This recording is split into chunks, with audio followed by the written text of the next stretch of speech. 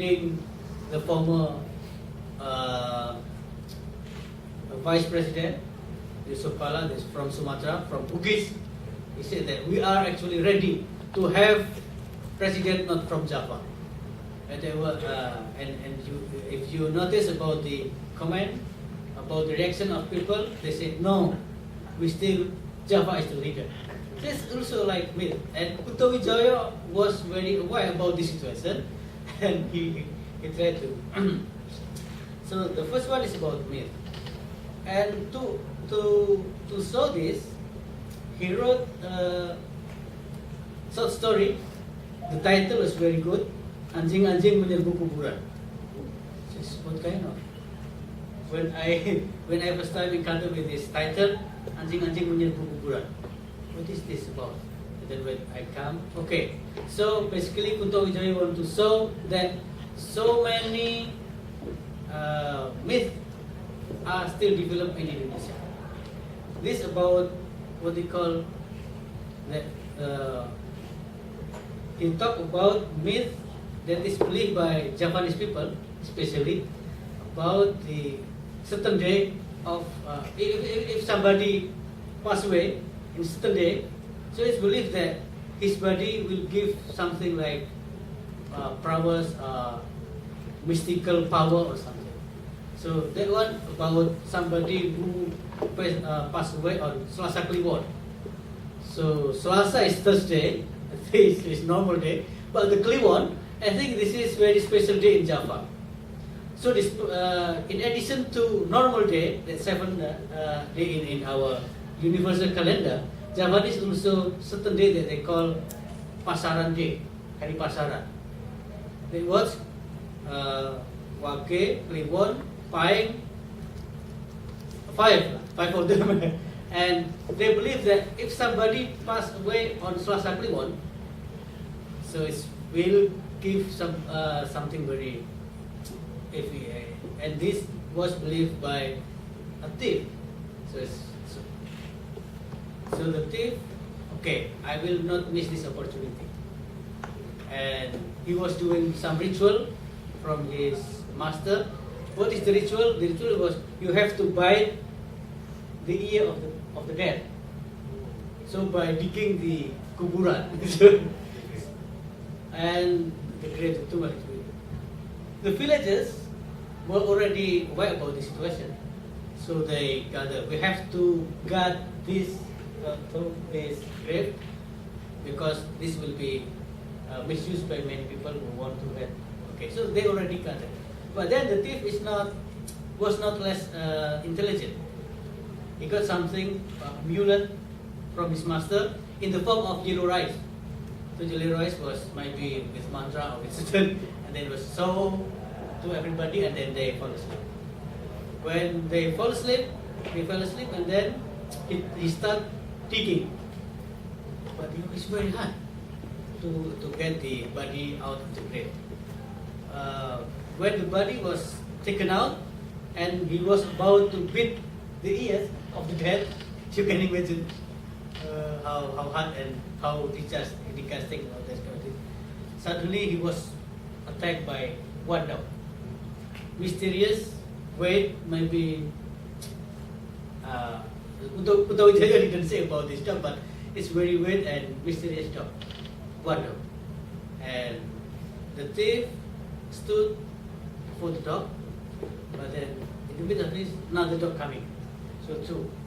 At the end, there was 7 dogs attacking him, because one man fighting 7 dogs.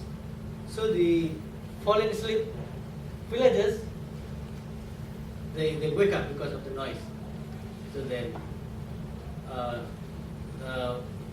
when they come to the grave, what was happening? Some of them said that this man must be savior. He was trying to save the body, the dead body, from the dog's attack. But then another, no, he is the criminal. He's trying to take out the body. And so, but the short story mysteriously ends here. And then what I can interpret is that first, Kuntowijaya wanted to show that certain kind of myth is still believed by Javanese people, including the day of the kematian or kelahiran. Even at just maybe in 2 weeks or 3 weeks time, President Susilo Bambang Yudhoyono just had a new grandson, and Susilo Bambang Yudhoyono very Javanese, and he employs many Javanese myths, many Javanese beliefs in support his power, just as like Soeharto. And he said that my grandson, this one is very good because he was born in Selasa, Senin something is very nice, something like this. So even just now it's there. So my interpretation of Kuntowijaya's short story is that the myth is still there. But then, what about the seven dogs? Maybe every kind of myth should be challenged by another myth. So because this myth and another myth by seven dogs. But also the debate between the villagers about the position of the man, was he fighting to save the grave, or he was trying to get something from the dead body? And they debate, no, he is savior, he is criminal. So to me, this is this kind of example or this kind of idea. By this kind of idea, Kuntowijaya wanted to show that before the realities, myth is otherwise perceived very differently in the real world. Because and I wrote in my paper that there is a good example that in Javanese society called ruatan. Ruatan is like cleansing and blessing ceremony by pouring some water and air kembang to something that we are going to do it, for example. And this just happened with one of Indonesian Minister of State-owned enterprise. He has a project called Mobil Electric, so electrical car. And then one of the prototype was launched, and before launching, he was going to Solo, again very mystical there, to do this ruatan. The purpose is that we will avoid any kind of bad luck. But then, contradictorily, only a few hours after the ruatan ceremony was held, the car was crashed in the mountainous area in East Java. So then, my imagination was, if only Kuntowijaya is still alive, maybe his feeling of anxiety of the myth would be on the increase. Because even this done by very educated people. And he also criticized his own campus, Universitas Gadjah Mada, one of the biggest and the oldest university in Indonesia, that should uphold the scientific ethic, is also involved in such kind of myth. Kuntowijaya said that in one of his books, he said in 2000 something, and then he put within bracket, not in 19th or 18th century. There was ruatan held in Universitas Gadjah Mada to avoid bad luck. So you can see, even within Universitas Gadjah Mada, the biggest and one of the oldest and higher education institution in Indonesia, they also believe this kind of idea. And again, refer to the kind of Muhammadiyah thing, that only 10 meters from Muhammadiyah birthplace, many people still seek for what they call the Keraton blessing. So they maintain some kereta, not kereta in Malay language, but it's like cart. Yeah?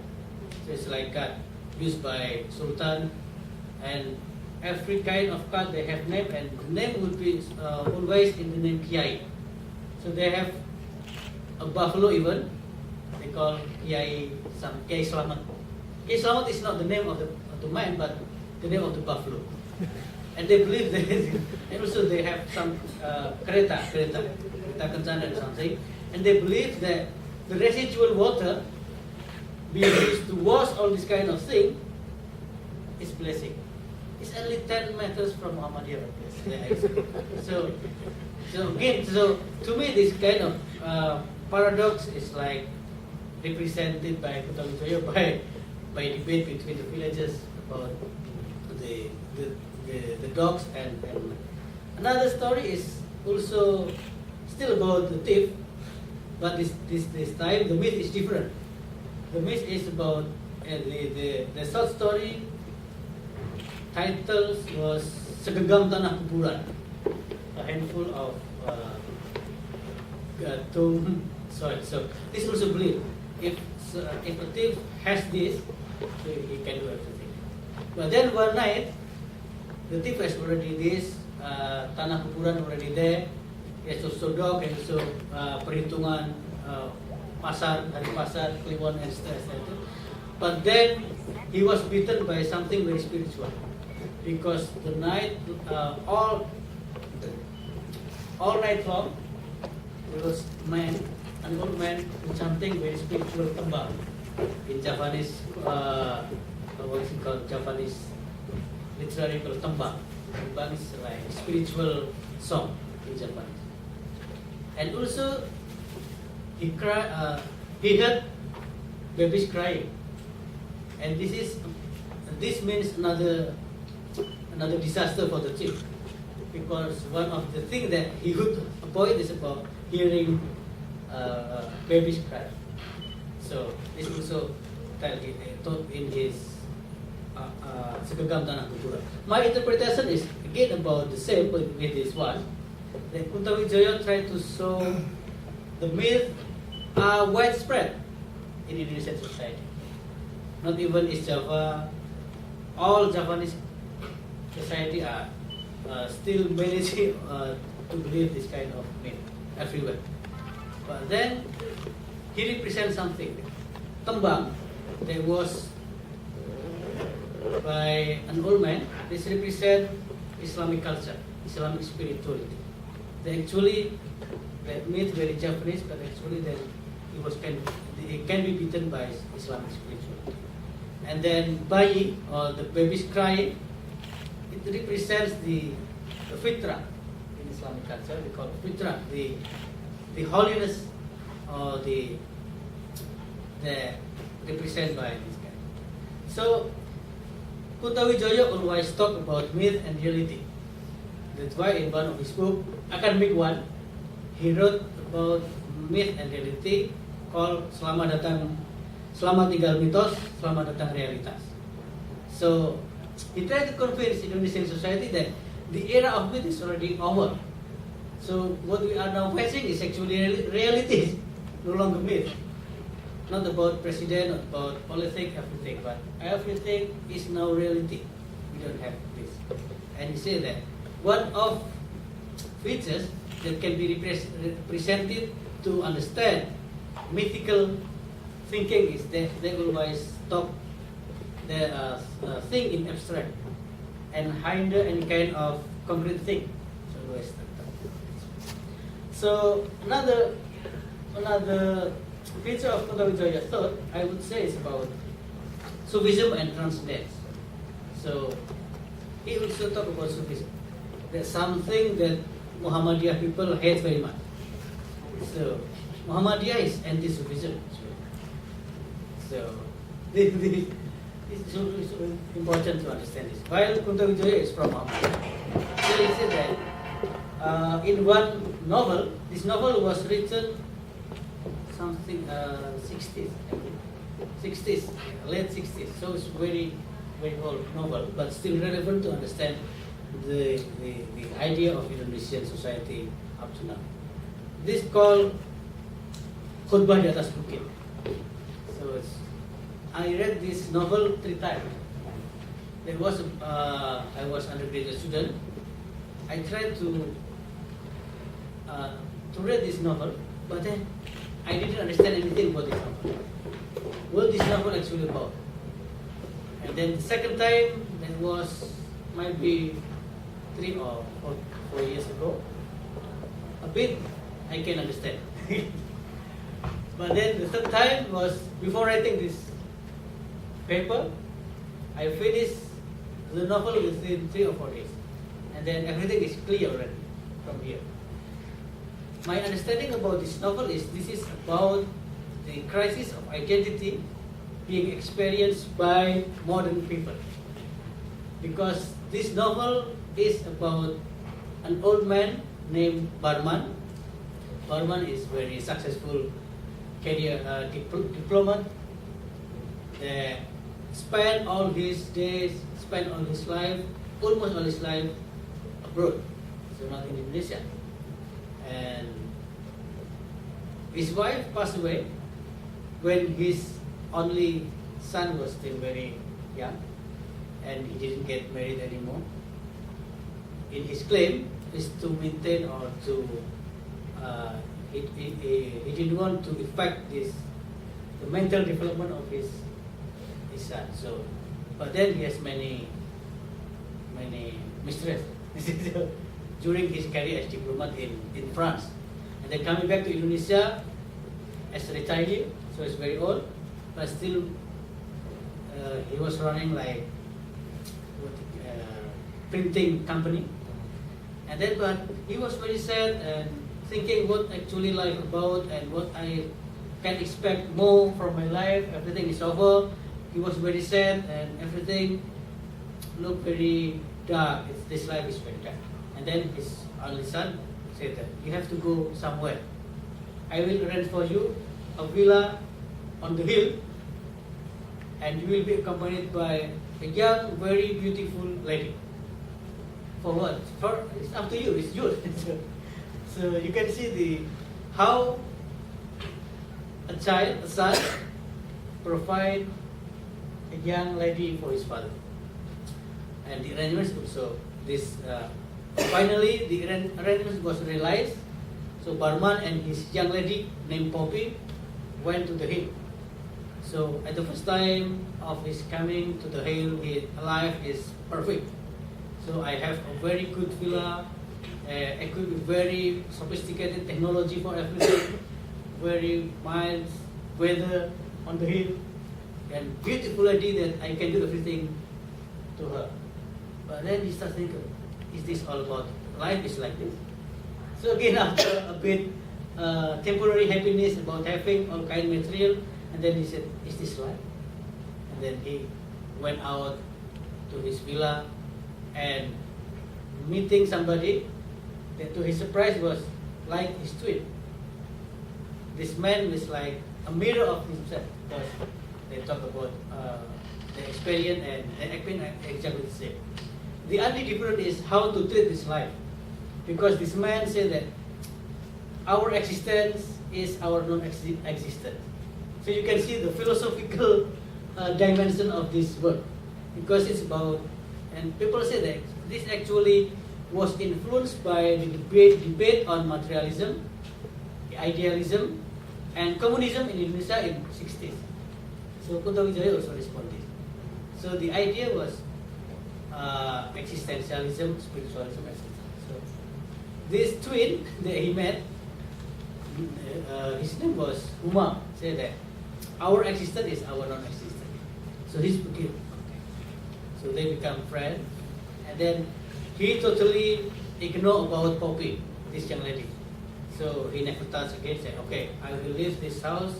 I will go everywhere, and maybe I will ignore you. Forgive me. And then at the end, he commits suicide on the hill by going down to the hill with suicide.